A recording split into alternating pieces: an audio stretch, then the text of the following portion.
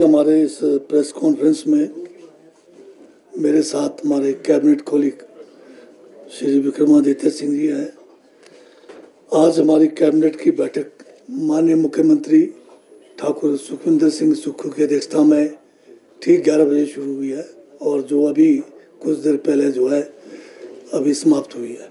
इसमें आज विशेषकर जो फैसले लिए गए हैं उनके मुख्य बिंदुओं के बारे में आपसे चर्चा करना चाहता हूं। आज की बैठक में ये फैसला लिया गया कि 3 और नए नगर निगम जिसमें हमीरपुर, ऊना और बद्दी, इनको नगर निगम बनाने का प्रस्ताव रखा गया है और साथ में नगर परिषद भी नदौन और जावली और नई नगर पंचायतें संदोल, धर्मपुर, बड़सर, बोरेंज, बंगाना और कुनियार में।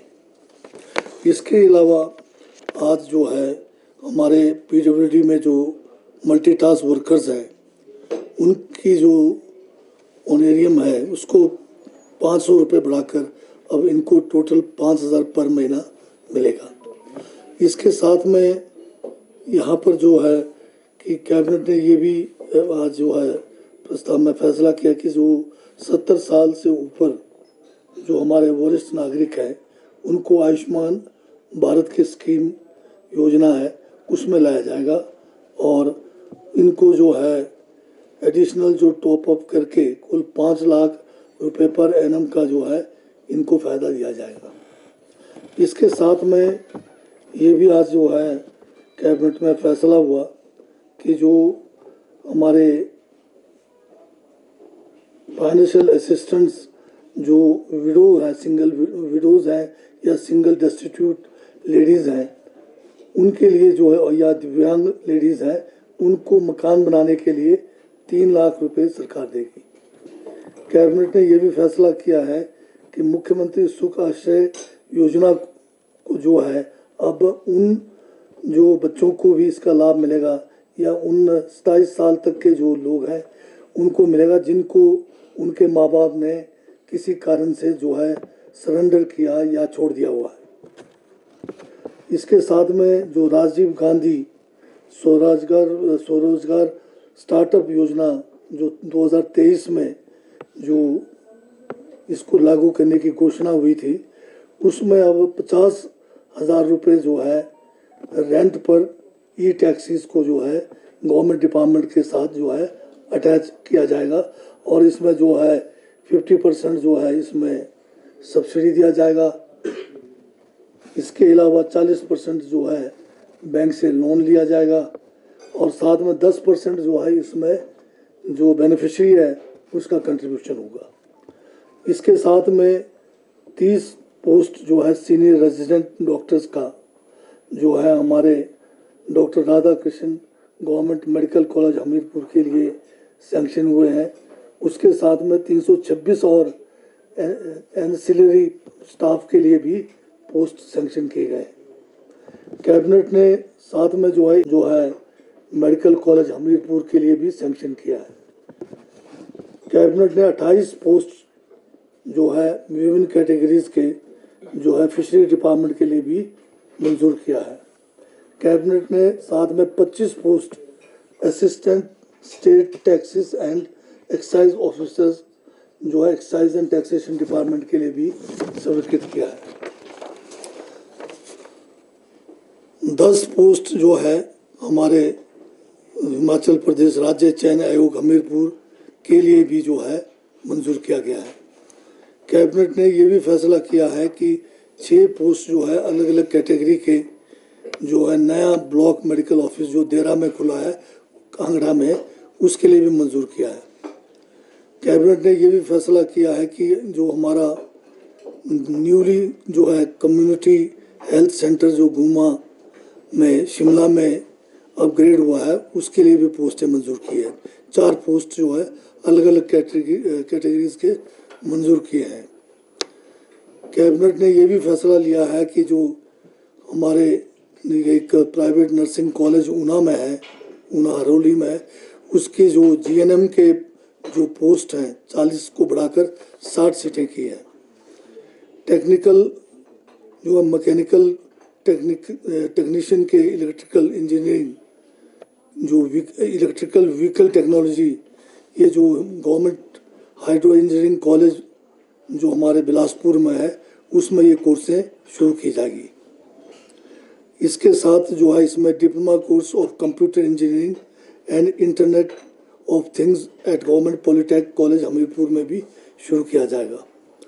इसके साथ में उसके लिए जो है वाइनरी के लिए जो लेटर ऑफ इंटेंट है, ये हमारा प्राला में खोलने के लिए, ये भी आज कैबिनेट ने मंजूर किया है।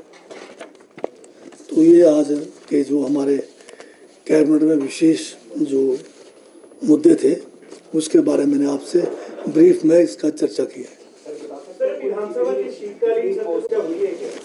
अब विधानसभा के जो विंटर सेशन लगना है, अभी उसके बारे में चर्चा जो है हमारे स्पीकर साहब अभी टूर पर है, उनके वापस आने पे किया जाएगा। और सर सीपीएस के मसले में भी चर्चा हुई है? हाँ, सीपीएस के मसले में भी जो है चर्चा हुई है।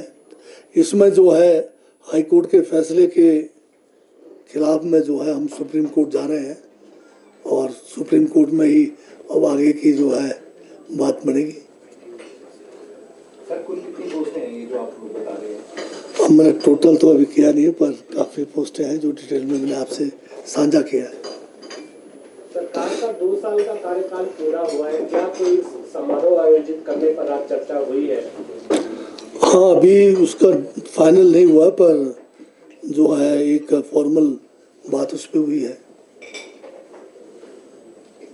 सर, ये जो सीपीएस वाला मामला है, ये इसमें इस बेस पे सरकार हाई सुप्रीम कोर्ट में जा रही है, क्योंकि एक्ट को तो रिजर्व कर दिया हाई कोर्ट ने। बीजेपी ने क्या भी एक बिल फाइल किया है इस पे? जब कोई भी एक्ट हाई कोर्ट के द्वारा उसको अनकॉन्स्टिट्यूशनल या इलीगल घोषित किया जाता है, तो नेक्स्ट जो हाईएस्ट कोर्ट है हमारा सुप्रीम कोर्ट है, तो हम अपने सुप्रीम कोर्ट में जाकर हम अपनी दलीलें वहां पेश करेंगे। सर, आपके मंत्री धर्माणी जी ने कहा कि सुप्रीम कोर्ट जाना ये सरकार के लिए ऑप्शन अच्छी नहीं है। उन्होंने कहा कि मेरी ये उनका धर्माणी जी का अपना ख्याल हो सकता है। सरकार का तो ख्याल ये कि क्योंकि कोई भी जो फैसला है वो अंतिम तभी माना जाता है जब आप सुप्रीम कोर्ट से उसका अंतिम निर्णय होता है, क्योंकि हाई कोर्ट के बाद सुप्रीम कोर्ट है, तो हाईएस्ट लेवल पर इसका हमेशा के लिए फैसला हो जाए कि हमारा कानून गलत था या सही था। हमारे हिसाब से तो जो हमने सीपीएस का कानून बनाया, ये कानून बिल्कुल जो है कॉन्स्टिट्यूशन के परिधान उसके तहत था, उससे बाहर नहीं था। क्योंकि जिस अन्य जो स्टेट्स के सीपीएस के केसों का हवाला दिया जा रहा है, जिसमें आसाम का है, आसाम के केस में सीपीएस को मंत्री का दर्जा दिया गया है, जबकि हमारे एक्ट में सीपीएस को कोई मंत्री का दर्जा नहीं है प्राप्त। तो ये भी एक बहुत बड़ा मुद्दा है। और बाकी दूसरी बात है कि एक और जो है हमारे माननीय हाईकोर्ट ने फैसला किया है कि जो ऑफिस ऑफ प्रॉफिट 1971 का जो कानून है, उस कानून को तो निरस्त नहीं किया है, परंतु उसके अंदर जो क्लॉज डी है 3D, जिसमें सीपीएस को उस के ऑफिस ऑफ प्रॉफिट से बाहर रखा गया है, उसको भी उन्होंने जो है एक किस्म से इनवैलिड किया है। तो उसके बारे में हमें जो है सुप्रीम कोर्ट में इसका जो है अपील करना है। भाजपा इसको लेकर हमें जब से बाहर हुए हैं, लोकतांत्रिक तरीके को मानने को तैयार नहीं है। पहले उन्होंने धन बल से या फिर जो है दल बदलने के उससे या अनैतिक तरीके से, असंवैधानिक तरीके से कांग्रेस की सरकार को गिराने का प्रयास शुरू से करते रहे हैं, जिसमें जो है कई 150 करोड़ से ज़्यादा पैसा भी खर्च हुआ बताया जा रहा है। और आज भी ये लगे हुए बड़ी बेशर्मी के साथ एक चुनी हुई सरकार को गिराने के लिए लगे हुए हैं। अब जयराम जी से मैं ये पूछना चाहता हूँ, जब आपकी सरकार थी तो ये जो सीपीएस का कानून है उस समय भी तो था आपके समय में। आप अगर इतने मतलब जो है संविधान को मानने वाले हैं, सीपीएस के खिलाफ थे, तो आपने अपने समय में 5 साल के कार्यकाल में ये जो सीपीएस का कानून है, इसको जो है हाउस में लाकर इसको जो है रिपील क्यों नहीं किया? और आपके समय में, बीजेपी के समय में 2008 से लेकर 12 तक जो सती जी जिन्होंने जो है इस केस को माननीय हिमाचल हाई कोर्ट में जो सीपीएस के खिलाफ उठाया था, वो खुद भी इसके जो है फायदा उठाकर पूरा 5 साल इसका मजा लिया इन्होंने। और जब ये सत्ता से बाहर हुए तब कहते हैं कि ये सीपीएस का कानून गलत है। उसी कानून को सही मानकर ये सारे सीपीएस बने बीजेपी के लोग। तो आज जयराम जी का ये कहना कि ये जो है असंवैधानिक है, ये जो है गलत है, ये सारी बात जो है केवल सत्ता पाने के लिए इनके तरफ से ये तर्क दिए जा रहे हैं। जब इनको मौका था, अगर ये गलत कानून था तो इसको रिपील क्यों नहीं किया गया 2000 जब ये 17 के बाद इनकी सरकार 2023 तक 22 के दिसंबर तक थी।